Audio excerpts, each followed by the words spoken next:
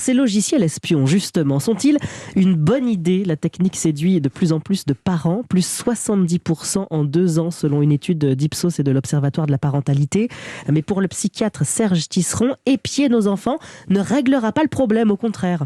Le problème des logiciels espions, c'est que les enfants finissent toujours par s'en douter à un moment ou à un autre. Ils font tout pour brouiller les pistes, pour que leurs parents s'y perdent. Leur enfant apprend à devenir sournois, cachotier. Et si la confiance entre parents et enfants est altérée dans le domaine de la consommation des écrans, il faut bien comprendre qu'elle va être altérée aussi dans beaucoup d'autres domaines. Et il m'est arrivé une fois de recevoir des parents qui avaient trouvé que leur enfant fréquentait des sites homosexuels.